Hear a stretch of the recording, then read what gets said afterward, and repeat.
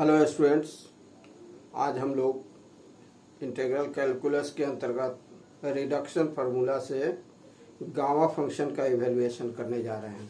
तो आइए, हमारे सामने जो फंक्शन लिखा हुआ है ये गामा फंक्शन कहलाता है।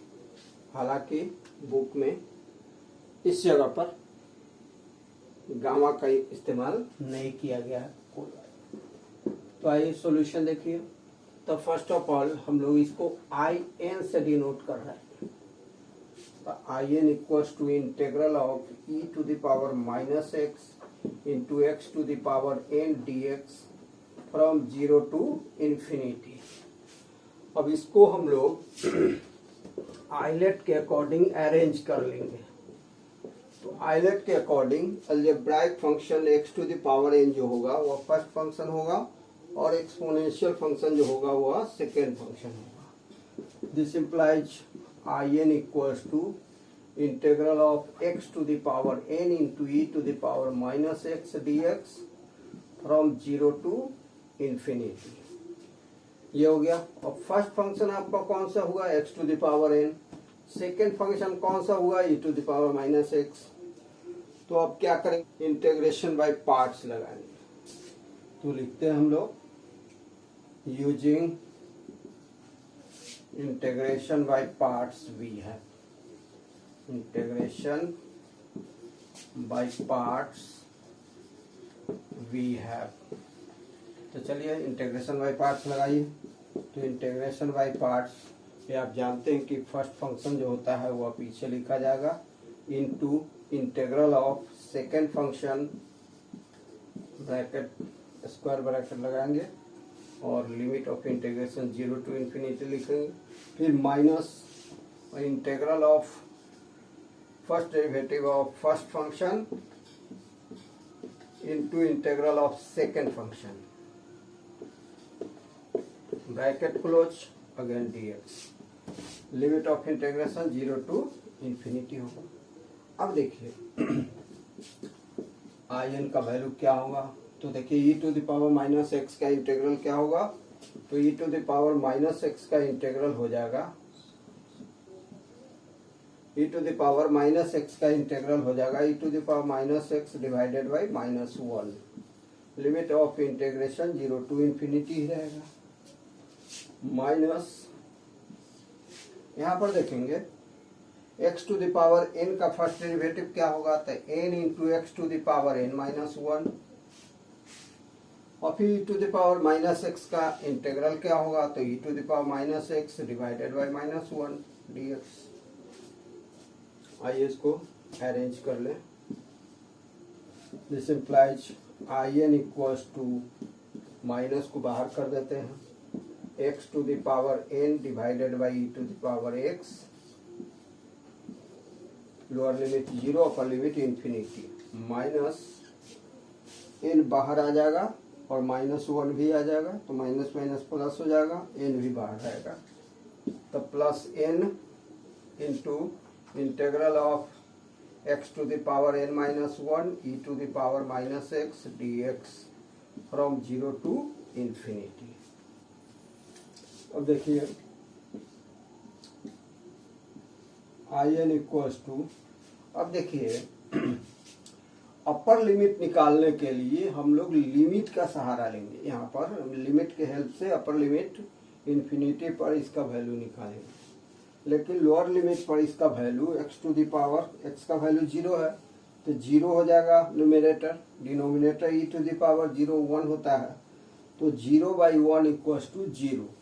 तो जीरो पर इसका वैल्यू निकल रहा है, लेकिन इंफिनिटी पर वैल्यू हम लोग लिमिट के हेल्प से निकालेंगे। अब देखिए लिमिट के हेल्प से, तो limit x tending to infinity, n tending to infinity नहीं, एक्स टेंडिंग टू इंफिनिटी याद रहे। तो limit x tending to infinity x to the power n divided by e to the power x.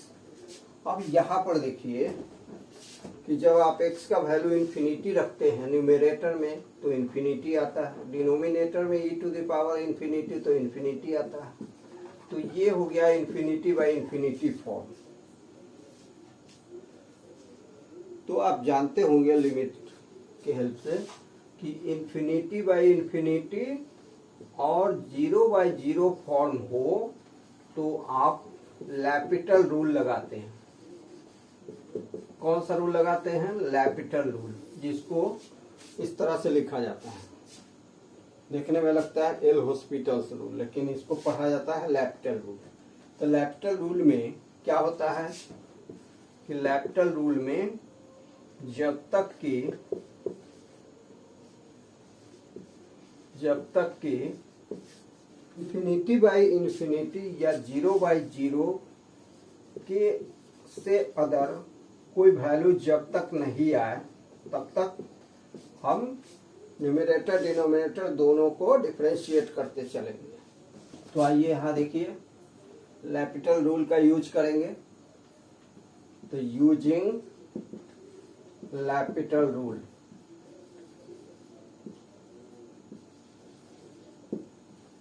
कौन सा rule use करेंगे हम लोग? L'Hospital rule.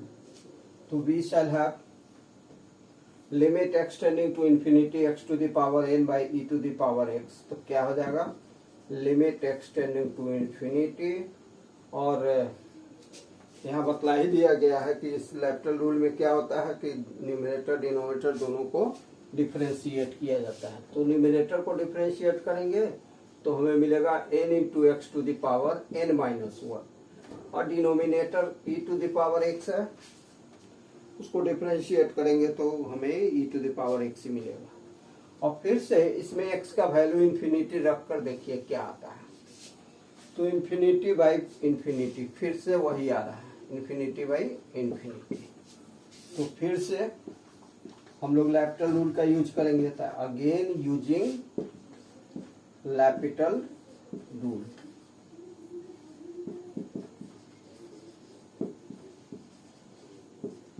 We have, तो क्या आएगा? Limit x tending to infinity n into n-1 into x to the power n-2 by to the power x, ये आएगा। ऐसे इस रिजल्ट को हम लोग साइड में लिख लेते हैं, इसकी जरूरत पड़ेगी। अब देखिए अभी भी ये क्या दे रहा है?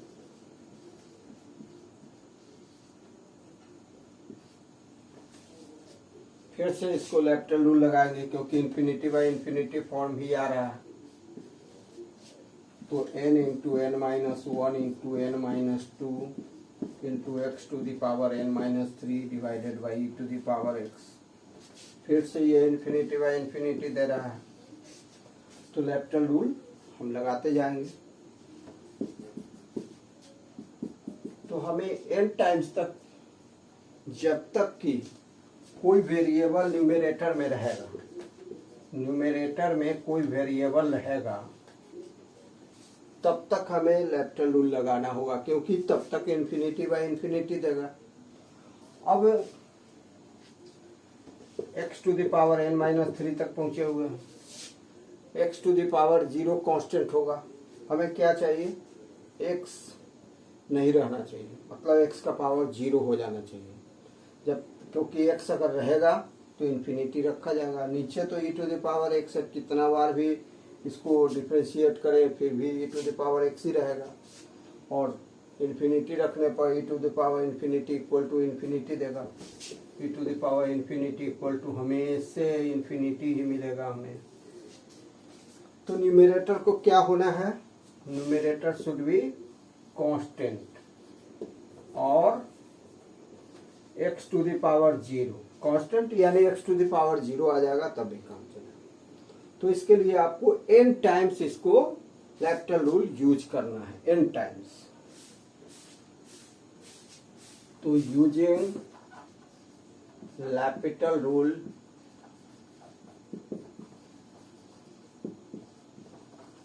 n टाइम्स, तो हमें मिलेगा limit x tending to infinity n into n-1 into n-2 into n-3 dot dot x to the power n-n हो जाएगा।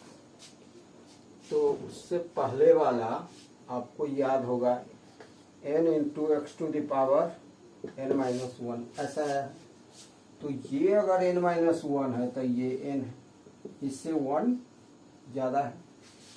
तो अगर n माइनस n है तो ये कितना होगा, n माइनस वन होगा, इससे एक ज्यादा हुआ, तो ये इससे एक ज्यादा है। तो ये हुआ आपका न्यूमेरेटर। कैसे मिला है ये, n टाइम्स एल हॉस्पिटल्स का इस्तेमाल करने से मिला।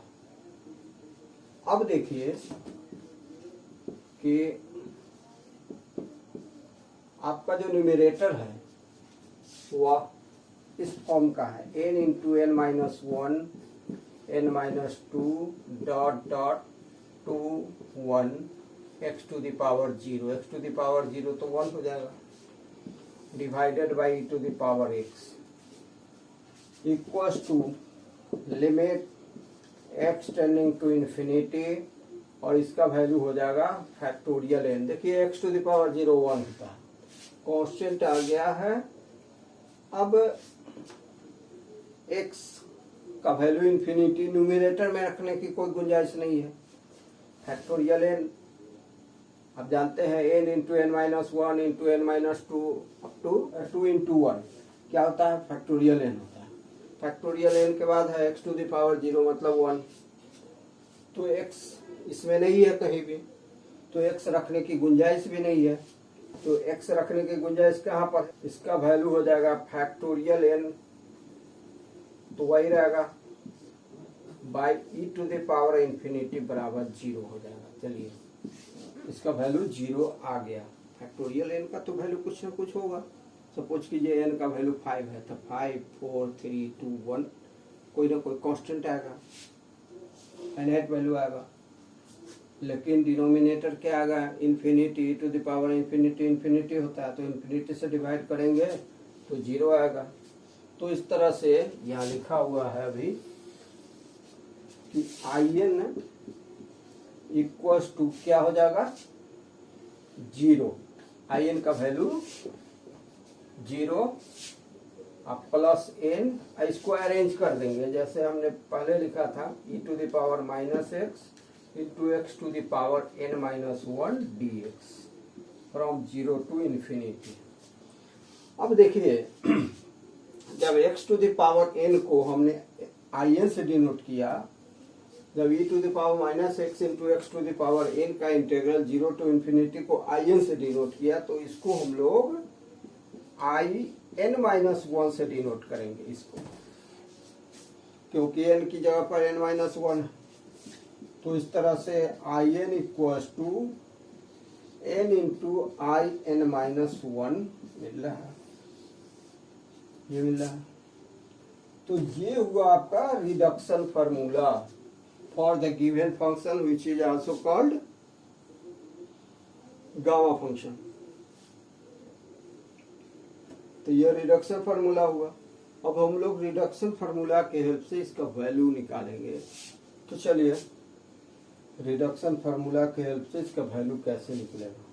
तो देखिए in equals to n into I n minus one. तो आई एन माइनस वन का वैल्यू क्या आएगा, तो n minus one into I n minus two, फिर I n minus two suffix होगा तब क्या है, तो n minus two I n minus three, इस तरह से आएगा। तो इस तरह से फर्स्ट टर्म में n माइनस वन है, तो n टर्म तक जाएंगे तो क्या आएगा, तो यहाँ पर देखिए n से डिनोटेड है, n माइनस वन से n माइनस, तो n से घटते जा रहा है, तो ये हो जाएगा n माइनस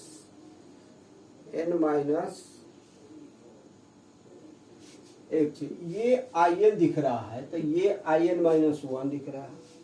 तो ये अगर n माइनस वन तक जाएगा तो यह इससे भी एक पीछे जाएगा, तो पीछे नहीं ले जाना है इसको, मैं मोस्टली i जीरो तक ले जाना है, मतलब n माइनस वन का वैल्यू 0, तो n का वैल्यू क्या होगा 1। मतलब इसको हमें ले जाना है 1 तक ले जाना है।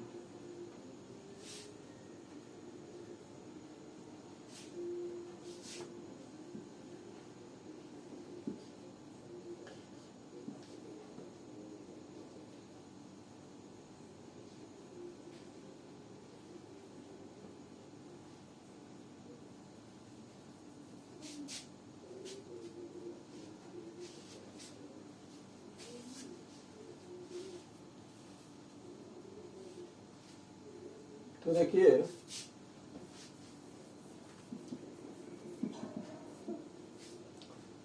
इस तरह से हम कहाँ तक लिखेंगे, तो हम यहाँ तक लिख चुके हैं। इसके बाद n-1 n-2 हम ले चलेंगे n-1 तक चलेंगे, ताकि i 0 आए, i-1 नहीं आए, ये अलाउ नहीं है। सफिक्स का जो वैल्यू होगा वह 0 से लेस नहीं होना चाहिए, 0 से लेस नहीं होना चाहिए सफिक्स। तो 0 कैसे आएगा, n-1 का वैल्यू 0 आएगा। तो इस तरह से ये वैल्यू जो आएगा n-1 आएगा, और ये वैल्यू आ जाएगा आपको n-1, और ये वैल्यू आ जाएगा n आएगा। इसको देख लीजिए, n-1, n-2, n-3 कहाँ तक जाएगा, n तक जाएगा। और ये n है, तो मतलब n-0, तो n-1 तक जाएगा, क्योंकि 0 से लेकर n-1 टोटल कितना हो जाएगा, n, टोटल n। अगर 1 से चल रहा है तब यहाँ पर आएगा तो n होगा। चलिए, अब in का वैल्यू क्या होगा, in का वैल्यू हम लोग कैसे निकालेंगे।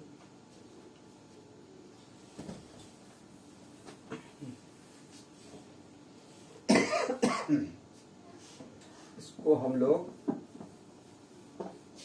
और करके ऐसे लिख सकते हैं, i1 = 1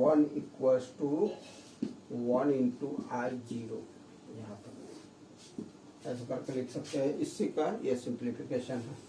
अब देखिए in का वैल्यू क्या होगा, तो in क्या है, n × in-1 है, फिर in-1 का वैल्यू ये है, तो n × n-1, फिर in-2 का वैल्यू यहाँ से लेंगे n-2, फिर देखिए n-2 का वैल्यू जो होगा in-3 का वैल्यू क्या आएगा, तो n-3 आएगा, और लास्ट जो होगा वो कितना आएगा, 1 i0, ये वैल्यू आएगा in। अब i0 का वैल्यू क्या आएगा,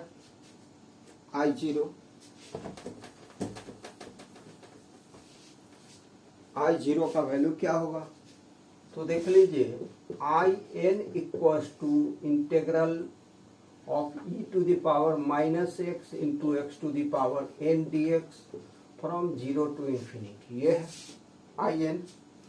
तो n का वैल्यू जब 0 रखा जाएगा तो i0 का वैल्यू हो जाएगा integral of e⁻x(x⁻0 dx from 0 to infinity होगा, equals to integral e⁻x dx, क्योंकि x⁻0 तो 1 होगा।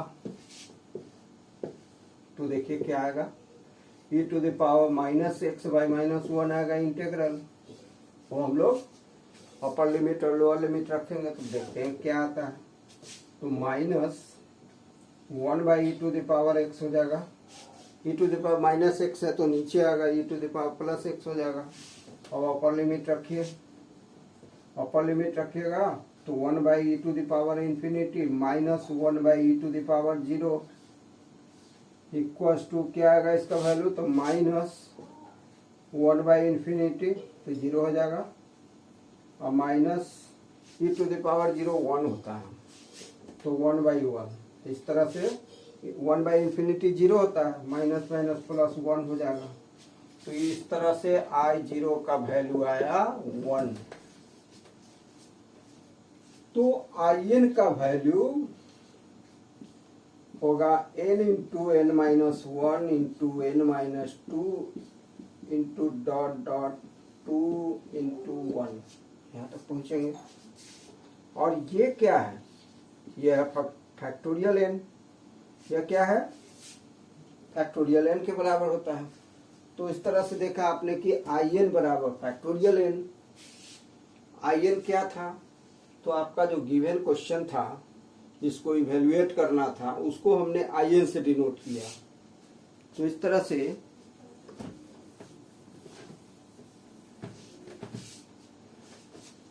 This implies IN equals to factorial n.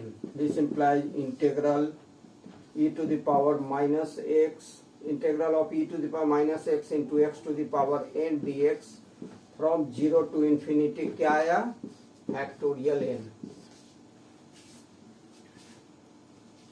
इस तरह से गिवन क्वेश्चन का वैल्यू आया फैक्टोरियल n। चूंकि फैक्टोरियल n इक्वल टू होता है n into n minus 1 into n minus 2 into dot dot 2 1 या 3 2 1, ये होता है फैक्टोरियल का बराबर। ये आया था, तो ये equal two factorial n।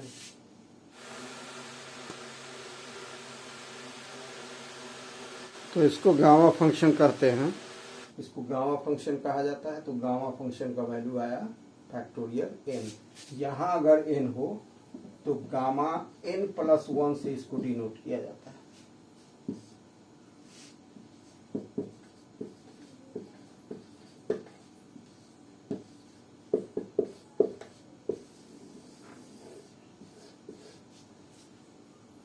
Thanks for watching.